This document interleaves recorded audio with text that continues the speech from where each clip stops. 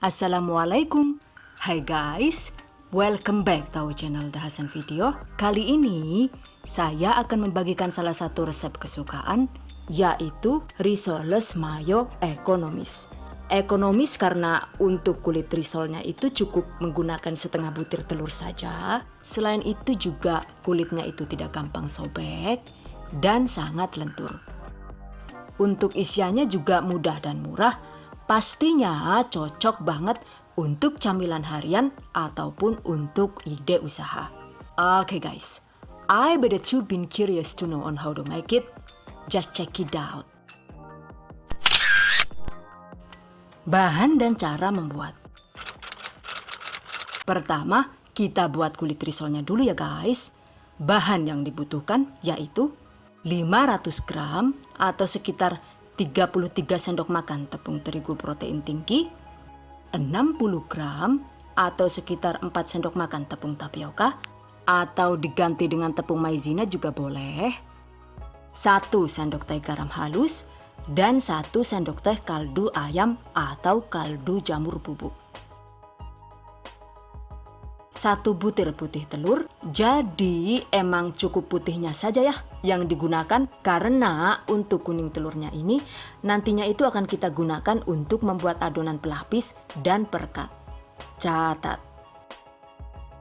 Masukkan sekitar 1100 sampai 1200 ml air, tuang sedikit demi sedikit agar adonannya itu tidak rawan menggumpal.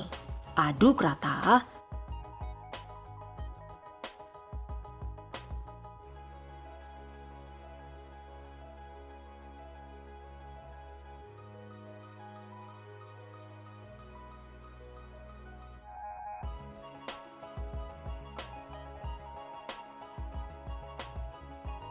Selanjutnya akan kita tambahkan minyak ya. Saya ambil dulu.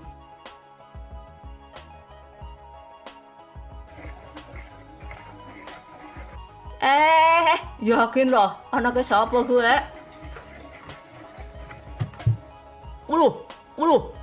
Masya Allah, bajuk temen, si gila malah menggadang meja. Ya Allah, bocah zaman saiki.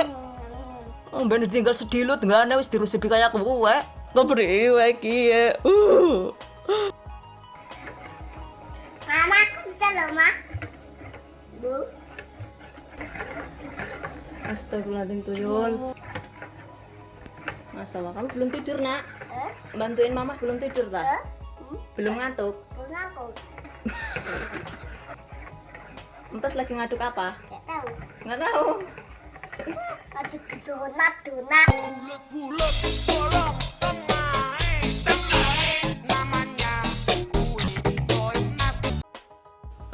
Maaf ya, ada gangguan sedikit dari si kecil. Karena emang sudah jam 11 malam begini, tumben-tumbennya dia itu belum tidur. Dan malah ngerecokin ibunya deh. Oke, kita lanjut. Berikutnya, masukkan 60 ml atau sekitar 4 sendok makan minyak goreng. Aduk hingga rata. Pastikan diaduk hingga minyak menyatu dengan adonan. Banter. Sebentar nak. Selanjutnya, saring adonan agar benar-benar halus. Ini gue malas dulu ya. Oke, sekarang kita saring.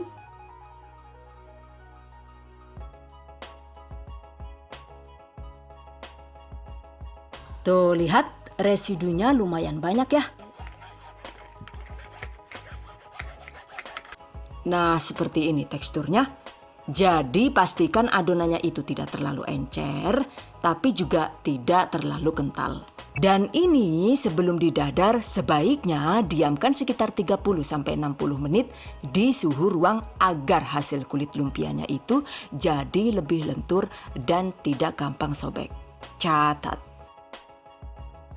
Selanjutnya kita siapkan untuk bahan isiannya ya, yaitu ada 4 buah sosis dengan merek sesuai selera. Bisa menggunakan sosis hasil bikinan sendiri seperti ini, atau jika dijual gunakan sosis dengan harga terjangkau seperti ini. Jika ingin hasil premium dan mantap, silahkan gunakan jenis sosis yang ini. Catat. Goreng hingga matang. Kemudian juga 4 butir telur yang sudah direbus dan sudah dikupas. Potong telur menjadi 8 bagian, seperti ini nih tampilannya.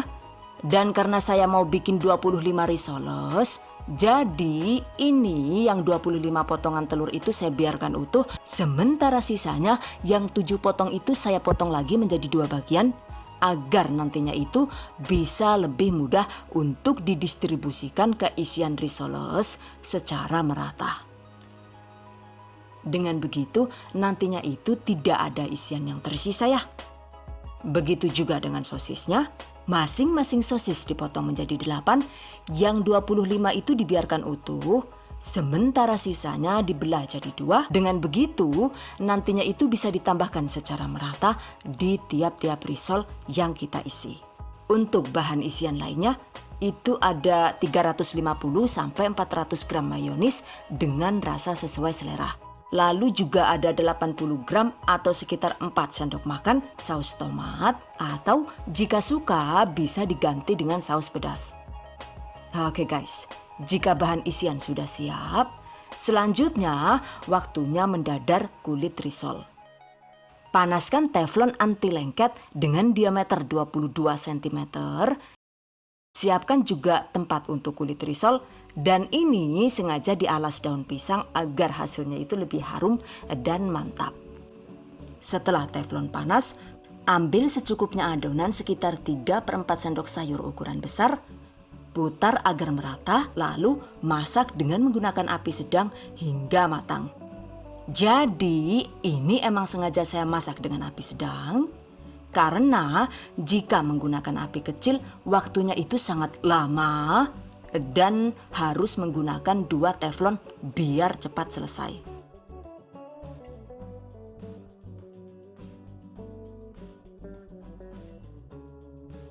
Oke guys, jika pinggiran kulit lepas dan mulai menguning, tandanya kulit risol sudah matang. Angkat, dan ini saya kasih potongan daun sebagai pembatas agar mudah dihitung dan diambil. Catat. Ini dia hasilnya. By the way, jika dimasak dengan menggunakan api sedang, maka hasil kulit risolnya itu cenderung berpori seperti ini. Jadi ada rongga kecil-kecilnya gitu. Dan yang berongga kecil-kecil begini justru malah bagus ya, enggak yang bikin bocor. Bocor lagi, hujan turun, bocor lagi. Oh no! Karena dengan adanya rongga, maka butiran tepung panir itu bisa menempel dengan sempurna. Cuma kalau kalian lebih suka kulit risol yang mulus, artinya dadar adonan dengan menggunakan api kecil. Dan seperti ini nih hasilnya. Kulit risol terlihat mulus dan bebas rongga.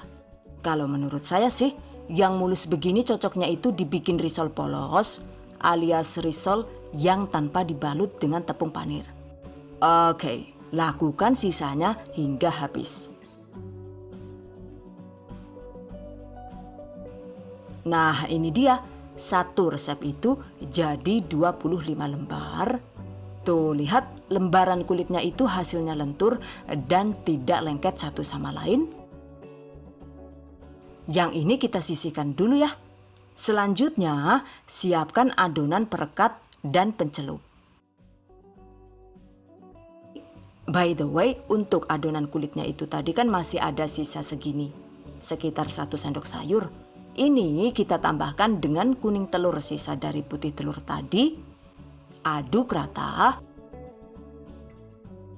Lalu ambil sedikit adonan. Dan ini nantinya akan kita gunakan sebagai perekat. Untuk sisanya itu kita tambahkan sedikit air sekitar 30-50 ml gitu. Aduk rata. Ini akan kita gunakan sebagai adonan pencelup. Jika adonan perekat dan pencelup sudah beres, Sekarang kita siapkan bahan taburannya, yaitu 150 sampai 200 gram tepung roti atau tepung panir. Dan karena ini butirannya besar, sebaiknya hancurkan tepung roti dengan menggunakan chopper atau cukup diulek manual seperti ini.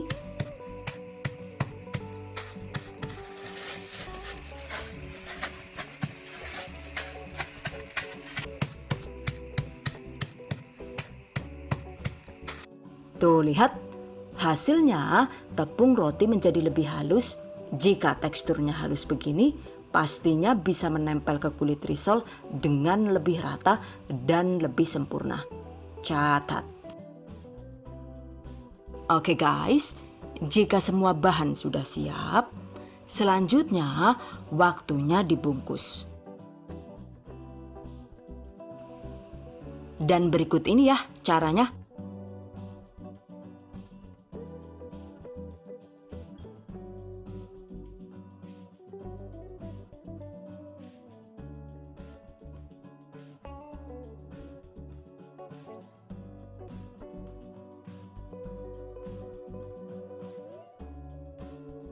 Jadi agar anti bocor, ini kita lem dengan adonan perekat tadi ya.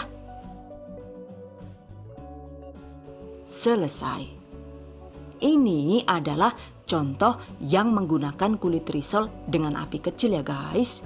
Permukaannya itu mulus tanpa ada rongga. Dan berikutnya kita gunakan kulit risol yang berongga.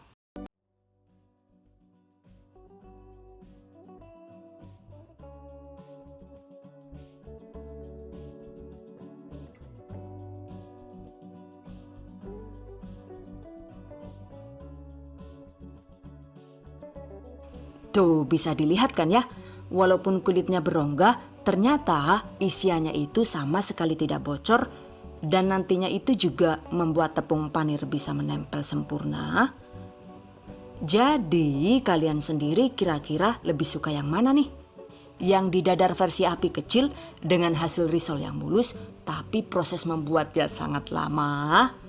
Atau yang di dadar versi api sedang dengan hasil risol yang berongga, tapi proses membuatnya lumayan cepat?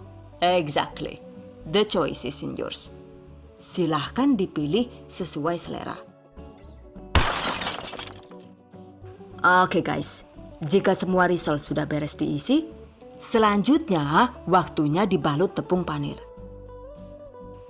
Seperti ini caranya. Jadi pastikan risolnya itu benar-benar terbalut tepung panir dengan sempurna.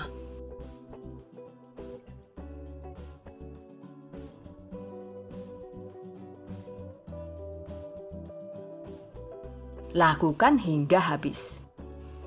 Pastikan adonan pencelupnya itu juga teksturnya pas, tidak yang terlalu kental dan tidak terlalu encer. Karena jika terlalu encer, pastinya tepung panir tidak menempel sempurna. Dan kalau tidak menempel sempurna, sudah pasti nantinya itu risol jadi rawan bocor saat digoreng. Catat.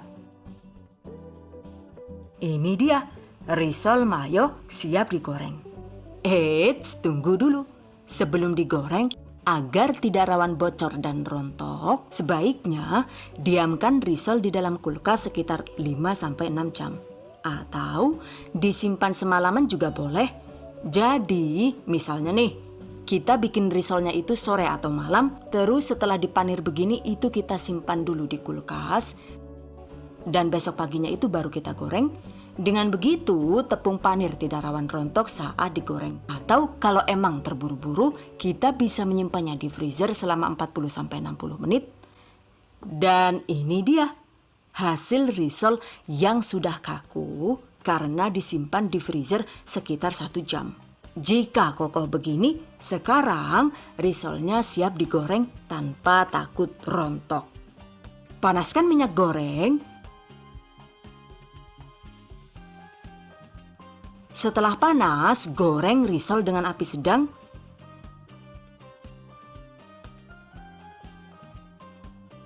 Goreng sekitar 2-3 menit saja. Selain itu juga cukup dibalik 1 kali saja agar tidak terlalu menyerap banyak minyak. Oke guys, jika sudah sekitar 1,5 menit digoreng, balik risol. Oke. Lalu goreng lagi sekitar 1 menit. Jadi asal tepung panirnya itu terlihat keemasan, segera angkat, tiriskan. Goreng sisanya hingga habis. Saat menggoreng risol mayo ini emang tidak boleh lama-lama ya. Karena jika terlalu lama digoreng, maka nantinya mayonisnya itu jadi rawan hilang dan habis terserap minyak. Selain itu juga kulit risol jadi rawan bocor. Catat. Dan karena menggorengnya ini kilat, maka dari itu isian risol mayo sengaja dibuat sudah matang, baik itu telurnya, sosisnya, dan lain-lain. Begitu juga dengan tepung panirnya ya. Itu sengaja dibuat lembut agar lebih cepat matang dan garing saat digoreng. Saat meniriskan risol mayo ini juga sebaiknya disusun secara vertikal seperti ini ya. Jadi nggak yang ditidurkan ya, karena nantinya itu risol jadi cenderung lebih berminyak. Jika sudah dingin, bungkus risol sesuai selera. Ini mantap banget disajikan dengan aneka saus sambal kesukaan ataupun lalapan cabai. Oke guys, karena semua trik dan tipsnya itu sudah saya jabarkan di proses pembuatan, jadi saya kira sudah cukup penjelasannya.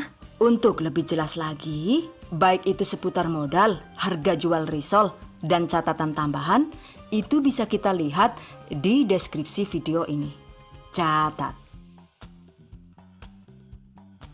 Well guys, demikian tadi cara membuat risol mayo ekonomis ala The Hasan Video. And I hope you guys enjoy this tutorial today. Thank you so much for watching. See you guys next time. Wassalamualaikum warahmatullahi wabarakatuh.